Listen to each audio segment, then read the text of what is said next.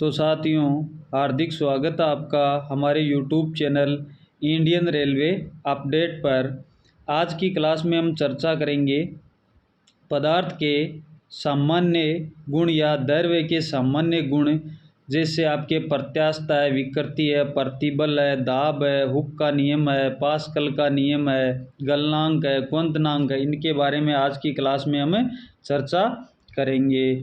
जो साथी हमारे चैनल पे नए हैं वो चैनल को एक बार सब्सक्राइब ज़रूर कर दें, वह बेल आइकन के बटन को दबाना ना भूलें, जिससे कि पल पल की अपडेट आप तक पहुंचती रहे। और नई आने वाली भर्तियों की अपडेट है वो भी आपको इसी चैनल के माध्यम से मिलती रहे।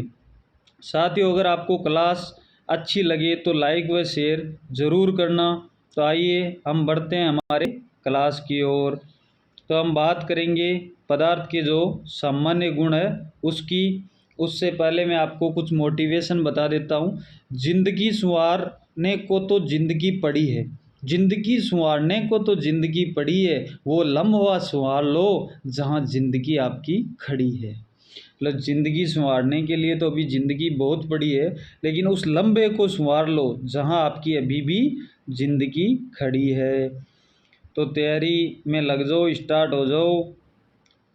अब देखिए हम चर्चा करते हैं, यह आपके रहे पदार्थ या द्रव्य के सामान्य गुण। इसमें हम देखते हैं अवस्थाएं। तो आपकी तीन अवस्था होती है पदार्थ की, ठोस, द्रव्य और गैस। जिसमें ठोस अवस्था में कौन सा गुण आता है? प्रत्यास्थता। कौन सा? प्रत्यास्थता। द्रव्य में आपका दाब, पलवन, प्रस्थ, नाव, केशिकत्व, श्यानता। और आपके वायुमंडलीय दाब आता है किसमें? गैस में। पहला हमारा पॉइंट है प्रत्यास्थता। पहला गुण हम पढ़ेंगे प्रत्यास्थता। तो आइए हम देखते हैं क्या होती है प्रत्यास्थता। किसी वस्तु पर बाह्य विरूपक बल लगाने पर, कोई भी वस्तु है उस पर हम क्या करते हैं? बाह्य विरूपक बल लगाने पर वस्तु के आयतन, आकृति व लंबाई में परिवर्तन हो जाता है, और बल जब वापिस हटा लेते हैं तो वस्तु पुनः अपनी स्थिति में लौट आती है। उस वस्तु को क्या कहते हैं? उस वस्तु की प्रत्यास्थता का गुण कहा जाता है। जैसे मैं आपको उदाहरण से समझा देता हूँ। यह आपकी रही, ये एक रस्सी है, ये एक प्रारंभिक स्थिति है। हमने इस पे क्या लगाया? कुछ विरूपक बल लगाया। ये देखिए आपके यहाँ पे विरूपक बल, इस रस्सी के साथ कुछ भार लटका दिया तो ये रस्सी है, इसमें क्या होगा? तनाव होगा। और ये जो लंबाई है इसकी लंबाई क्या हो जाएगी? बढ़ जाएगी। और इसके आयतन में भी प्रभाव पड़ेगा। और ये लंबाई बढ़ के देखो यहाँ से यहाँ तक हो गई। अगर हम इस बल को वापस हटा देंगे तो बल के हटाते ही रस्सी अपनी वापस प्रारंभिक स्थिति में आ जाएगी। यही क्या होती है? पदार्थ की प्रत्यास्थता। ये होती है आपकी प्रत्यास्थता। आगे हम देखते हैं विकृति एवं प्रतिबल। विकृति किसे कहते हैं? किसी वस्तु पर विरूपक बल लगाने पर उसकी मूल लंबाई में वृद्धि एवं मूल लंबाई के अनुपात को, मतलब हमने विरूपक बल लगाया तो उसकी लंबाई में वृद्धि हुई, उसके और जो मूल लंबाई थी उसके अनुपात को क्या कहा जाता है? विकृति कहा जाता है। ये ऊपर आपकी वृद्धि आ गई अनुपात में, और बट्टा एल, दोनों को एल से लिखा जाएगा। उसको ऊपर वाली को स्मॉल एल से लिखा गया है, जो वृद्धि हुई है उसको, और मूल लंबाई आपके एल है। इसका मात्रक नहीं होता क्योंकि दोनों को मीटर ही आ जाएगा, तो मीटर से आपका मीटर क्या हो जाएगा? कैंसिल हो जाएगा। तो कभी भी विकृति का मात्रक नहीं होता, ये मात्रकहीन राशि होती है। प्रतिबल। प्रतिबल हम किसे कहते हैं? देखो नाम से ही समझ रहे हो। प्रतिबल मतलब प्रति एकांक क्षेत्रफल पर लगाए गए बल को क्या कहा जाता है? प्रति एक कोई निश्चित क्षेत्रफल पर जो हम बल लगाते हैं उसको क्या कहते हैं? प्रतिबल। क्या कहते हैं? प्रतिबल। प्रत्यास्थता का यंग मापक किसे कहते हैं? विकृति अनुपात प्रतिबल को क्या कहते हैं? प्रत्यास्थता का यंग गुणांक। आगे हम देखते हैं, यह आपको प्रतिबल का मैं उदाहरण दिखा देता हूँ। ये रहा आपके प्रतिबल का उदाहरण। ये देखिए यहाँ पे इसने फोर्स लगाया है, तो फोर्स लगाते ही ये क्या हुआ? ये एरिया था, तो इसके फोर्स लगाते ही जो ये कोण है ये चेंज हो जाएंगे, ये भुजा ऐसे यहाँ आ जाएगी। ये घनाभ है, तो घनाभ में हमने जैसे ही बल लगाया तो इसकी आकृति में क्या हो जाएगा? परिवर्तन हो जाएगा। आगे हम देखते हैं, हुक का नियम क्या कहता है? हुक का नियम क्या कहता है? प्रत्यास्थता सीमा के अंदर किसी वस्तु में उत्पन्न विकृति, मतलब प्रत्यास्थता सीमा के अंदर, ये एक सीमा है, उसके अंदर किसी वस्तु में उत्पन्न विकृति उस पर लगाए गए प्रतिबल की क्या होती है? समानुपाती होती है। मतलब प्रतिबल समानुपाती विकृति। अगर मैं यहाँ पे समानुपाती का चिन्ह हटाऊंगा तो इस चिन्ह को जब हटाया जाएगा तो क्या आ जाएगा? ई आ जाएगा, ई गुणा विकृति। और जैसे ही मैं इसको क्या लूँगा, ई को बाहर लूँगा, तो ये क्या हो जाएगा? प्रतिबल बटा विकृति। और यही आपका क्या होता है? प्रत्यास्थता गुणांक या यंग गुणांक होता है। और इसका ऐसा ही मात्रक विकृति का कोई होता नहीं है। और प्रतिबल का हम बात करें तो अभी हम देख रहे थे प्रतिबल मतलब हमने फोर्स लगाया, और किस पे? एकांक क्षेत्रफल पे। बल का मात्रक आपका क्या होता है? न्यूटन। और आपका बल का मात्रक हो गया न्यूटन, और ये क्षेत्रफल का क्या हो जाएगा? आपके मीटर स्क्वायर। तो इसका मात्रक क्या होगा? ऐसा ही मात्रक न्यूटन मीटर स्क्वायर। और वैसे इसका मात्रक क्या लिया जाता है? पास्कल, क्योंकि ये एक दाब की तरह कार्य करता है। लेकिन दाब और इसमें जो आपका हुक का नियम होता है, इस प्रतिबल में कुछ ना कुछ अंतर होता है, उसके बारे में अभी हम चर्चा करेंगे। यह आपका होता है प्रतिबल। हुक का नियम इसी पे लागू होता है। आगे की क्लास में हम चर्चा करते हैं हुक का नियम। ये रहा आपके हुक का नियम क्या कहता है? एकांक क्षेत्रफल पर लगने वाला बल, सेम ये एकांक क्षेत्रफल पर लगने वाला बल क्या कहलाता है? दाब। दाब बराबर क्या होता है? बल बटा क्षेत्रफल। पी दाब को दर्शाया जाता है F बटा ए। और इसका ऐसा ही मात्रक सेम आपके प्रतिबल की तरह न्यूटन प्रति मीटर स्क्वायर या पास्कल। दाब एक कौन सी राशि है? अदिश राशि। तो प्रतिबल भी क्या होगा? अदिश। प्रतिबल, बल नहीं, प्रतिबल क्या होगा? अदिश। हम देख लेते हैं इसका अंतर क्या होता है दाब और प्रतिबल में। ये देखिए आपके दाब और प्रतिबल में अंतर जो आपके यहाँ पे दर्शाया गया है। ये रहा आपके दाब। यह प्रति एकांक क्षेत्रफल पर कार्य करने वाला बल है जिसका मान पूरे पृष्ठ पर एक समान होता है। दाब में क्या होता है? पूरे पृष्ठ पर एक समान होता है। यह भी प्रति एकांक क्षेत्रफल पर कार्य करने वाला बल है, किंतु इसका मान भिन्न भिन्न पृष्ठों पर भिन्न भिन्न होता है। अलग अलग पृष्ठों पे क्या होता है? अलग अलग होता है। ये इसमें अंतर है। ये एक समान होता है यहाँ पर, इसका अलग अलग। दूसरा पॉइंट, हम अंतर की बात करें। दाब एक प्रकार का प्रतिबल है जो पदार्थ के केवल आयतन में परिवर्तित करता है, जबकि प्रतिबल आयतन के साथ साथ आकृति में भी क्या कर देता है? परिवर्तन कर देता है। जो आपका प्रतिबल होगा वो केवल क्या करेगा? दाब एक ऐसा प्रतिबल है, मतलब दाब होगा वो केवल आयतन को चेंज करेगा, जबकि आयतन के साथ साथ आकृति को भी चेंज कर देगा। 3 नंबर पॉइंट क्या कहता है? यदि दाब के अंदर की ओर कार्य करता है, यदि दाब पदार्थ के अंदर की ओर कार्य करता है धनात्मक, किंतु यदि पदार्थ के बाहर की ओर कार्य करेगा तो ऋणात्मक। मतलब पदार्थ के अंदर कार्य करेगा तो धनात्मक, और पदार्थ के बाहर जब कार्य करेगा तो ऋणात्मक। और प्रतिबल हमेशा क्या होता है? धनात्मक होता है। दाब के कारण आरोपित बल पृष्ठ के प्रत्येक बिंदु पर लंबवत होता है। दाब के कारण ही जो बल होता है पृष्ठ के प्रत्येक बिंदु पर क्या होता है? लंबवत होता है सदैव। और बल पृष्ठ के लंबवत हो यह आवश्यक नहीं। प्रतिबल होता है वो कभी भी पृष्ठ के लंबवत हो यह आवश्यक नहीं, लेकिन दाब होते हैं वो सदैव क्या होता है? लंबवत होता है। जैसे देख लेते हैं हम दाब लंबवत कैसे होता है। ये देखिए रहा आपका दाब, प्रति एकांक क्षेत्रफल है, इस पे ये लंबवत फोर्स डाला गया, और यही क्या कहलाता है? आपका दाब कहलाता है। इनका मात्रक सेम होता है। आइए हम देखते हैं दैर्घ्य में दाब। दैर्घ्य में अगर हमको दाब ज्ञात करना हो, कोई भी दैर्घ्य, तो हमको क्या चाहिए? गहराई, दैर्घ्य का घनत्व और गुरुत्वीय त्वरण। यहाँ पे दैर्घ्य का घनत्व भी निर्भर करेगा, क्योंकि दैर्घ्य होता है वो खुद भी अपने आप में एक बल लगाता है, इसीलिए दैर्घ्य का घनत्व भी निर्भर करता है। टोटल जो दाब होता है, कुल दाब देखो, P बराबर H क्या है? गहराई, D क्या है? दैर्घ्य का घनत्व, और G क्या है? यहाँ पे गुरुत्वीय त्वरण।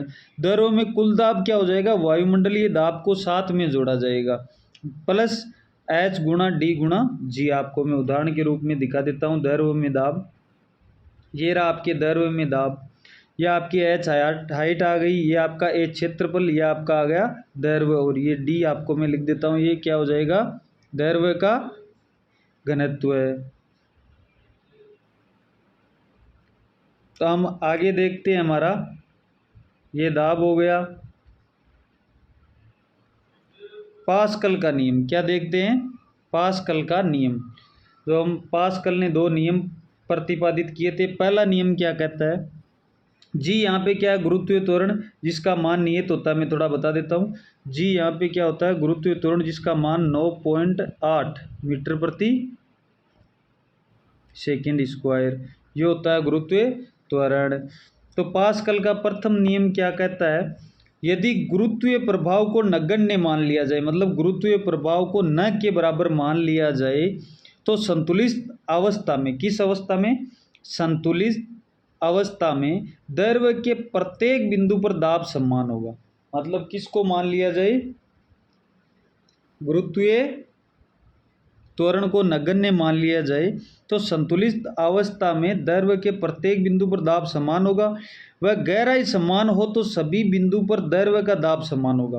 मतलब अगर गहराई समान हो तो दैर्घ्य के सभी बिंदु पर दाब क्या होगा, समान होगा। मैं आपको इसको पहले नियम को उदाहरण से समझा देता हूँ, उदाहरण से अच्छा समझ में आता है। ये रहा देखो आपके, ये इस साइड में दैर्घ्य है, यहाँ पे आपको क्या माना गया है, जो आपका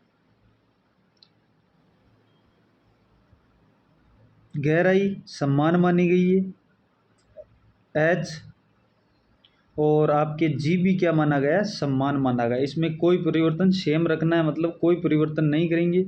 तो जब हम इस साइड से क्या करेंगे, फोर्स लगाएंगे, तो आपको मैंने बताया था दाब क्या होता है, एफ बटा ए। तो इस साइड का F1 हो गया और दाब ए हो गया। इस साइड से जब बल लगेगा तो एक समान दरों पे बल लगता हुआ इस गाड़ी के ऊपर बल लगेगा तो ये गाड़ी को ऊपर उठा देगा। तो F2 इस गाड़ी पे जो बल लगेगा वो किसके बराबर, मतलब किसके समानुपाती, F बराबर क्या हो जाएगा, F1 बट्टा A1 गुणा A2। यहाँ पे क्षेत्रफल क्या हो जाएगा, डबल हो जाएगा। A1 का भी क्षेत्रफल साथ आ जाएगा और A2 का भी क्षेत्रफल साथ आ जाएगा। ये आपके क्या कहता है, पास्कल का प्रथम नियम। एक बार मैं और बता देता हूँ, पास्कल का प्रथम नियम, यदि गुरुत्वीय प्रभाव को नगण्य माना जाए, मतलब गुरुत्वीय प्रभाव जी को कुछ भी न मानकर जीरो माने और संतुलित अवस्था में दैर्घ्य के प्रत्येक बिंदु पर दाब समान रहेगा। किस अवस्था में, संतुलित अवस्था में। ऐसा ना हो दैर्घ्य चल रहा है, नहीं, वो एक तरह स्थिर हो, उस समय दैर्घ्य के प्रत्येक बिंदु पर आपका क्या रहेगा, दाब समान रहेगा। गहराई समान हो, अगर गहराई भी समान हो तो भी सभी बिंदुओं पर दैर्घ्य का दाब समान होता है। मतलब उसके साथ साथ गहराई भी क्या हो, गुरुत्वीय प्रभाव के साथ साथ गहराई भी समान हो, तभी सभी बिंदु पर दैर्घ्य का दाब क्या होता है, समान होता है। अगला हम देखते हैं पास्कल का दूसरा जो नियम है वो क्या कहता है, दूसरा कथन, संतुलन की अवस्था में दाब का परिणाम, संतुलन की अवस्था में दाब का परिणाम जल स्थिर होना चाहिए, दाब स्थिर होना चाहिए, हम जल नहीं कह सकते। ये आपका क्या है, दैर्घ्य है, तो दैर्घ्य में कोई भी चीज़ आ जाती है। दैर्घ्य के चारों तरफ समान रहता है। किस अवस्था में, संतुलन की अवस्था में चारों दिशाओं में क्या होता है, समान होता है। जैसे हाइड्रोलिक ब्रेक आपके इसी सिद्धांत पे काम करते हैं। हाइड्रोलिक जो लिफ्ट होती है वो भी इसी सिद्धांत पे काम करती है। हाइड्रोलिक जो प्रेस होती है वो भी इसी सिद्धांत पे काम करती है। तो ये जो प्रेशर वाले जो भी ब्रेक वगैरह होते हैं वो पास्कल के इसी नियम पे कार्य करते हैं। दूसरे कथन पे एग्जाम में पूछा जा सकता है, हाइड्रोलिक ब्रेक किस सिद्धांत पे काम करता है, तो पास्कल के दूसरे सिद्धांत पर। आइए हम इसका भी उदाहरण देख लेते हैं, उदाहरण से समझ लेते हैं। ये रहा आपका दूसरा, ये देखो यहाँ पे F है, A क्षेत्रफल है, ये यहाँ पे क्या है, F2 है, B आपका यहाँ पे B पॉइंट आ गया, ये यहाँ पे C क्या है, C में 2F है और D में क्या है 3F। मतलब F बटा 2F और 3F, ये चारों बल लगाए जा रहे हैं। लेकिन इस दैर्घ्य पे क्या होगा, जो भी हर स्थिति में जो दाब लगेगा वो सभी पे क्या रहेगा, समान रहेगा। ये किसका नियम कहता है, पास्कल का दूसरा नियम। अगला हम देखते हैं गलनांक एवं क्वथनांक पर दाब का प्रभाव। मतलब गलनांक और क्वथनांक पर दाब का क्या प्रभाव पड़ता है। तो देखिए पहला पॉइंट आपका गलनांक पर दाब का प्रभाव।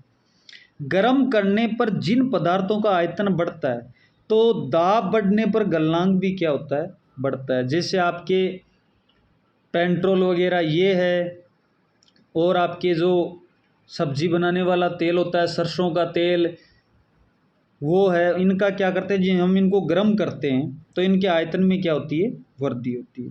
अगर आयतन में वृद्धि होगी तो दाब बढ़ने पर गलनांक भी उनका क्या हो जाएगा, बढ़ जाएगा। मतलब दाब अगर बढ़ेगा तो उनके गलनांक में भी क्या होगी, वृद्धि। कब, जिन पदार्थों का आयतन बढ़ता हो। देखो कई पदार्थ ऐसे होते हैं जिनका गर्म करने पर आयतन घटता भी है, उसका भी हम उदाहरण देख लेते हैं। दूसरा पॉइंट, गर्म करने पर जिन पदार्थों का आयतन घटता है, मतलब जिन पदार्थों को हम गर्म करें तो उन पदार्थों के आयतन में क्या होती है, कमी भी होती है। तो दाब बढ़ने पर उनका गलनांक घटेगा। मतलब अगर आयतन घटता है तो दाब भी क्या होगा, उसका गलनांक घट जाएगा दाब बढ़ाने पर। जैसे बर्फ, बर्फ को जैसे ही गर्म करते हो तो इसके आयतन में क्या आती है, कमी आती है। इसका मतलब अगर हम बर्फ को गर्म कर रहे हैं तो इस पे अगर हम दाब को बढ़ाएंगे तो इसके गलनांक में भी क्या आएगी, कमी आएगी। दाब बढ़ाने पर ये उल्टा हो जाएगा।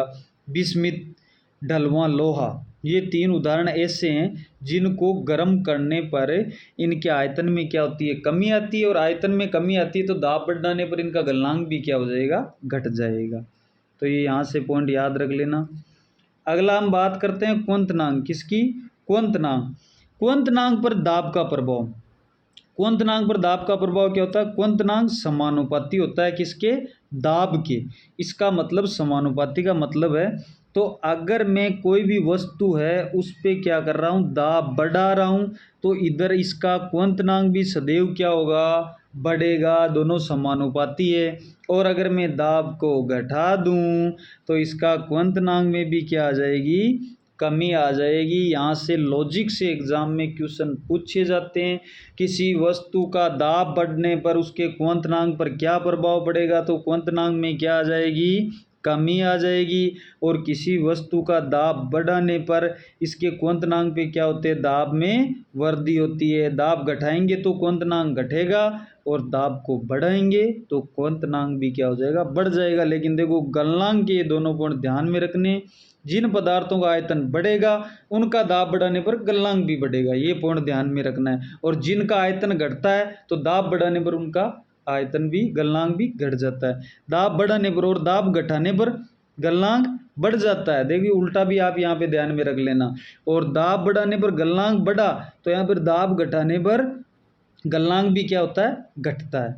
और ये आपकी बर्फ, बहुत बार एग्जाम में बर्फ से संबंधित क्वेश्चन आता है, ढलवां लोहा और बिस्मित। तो आज की क्लास में इतना ही काफ़ी। आशा करता हूँ आप सभी को ये पूरा मैटर समझ में आ गया होगा। ये आप यहाँ से दाब और प्रतिबल में हमने अंतर पढ़ भी लिया था, क्या होता है क्या नहीं होता है। तो देखिए आगे की क्लास में हम चर्चा करेंगे, कल की जो क्लास रहेगी, कि जो आपका दाब होता है इसके अनुप्रयोग कहाँ होते हैं, उनके हम उदाहरण के बारे में देखेंगे। और परस्पर तनाव वगैरह, संयांता, इसकी हम कल के क्लास में चर्चा करेंगे।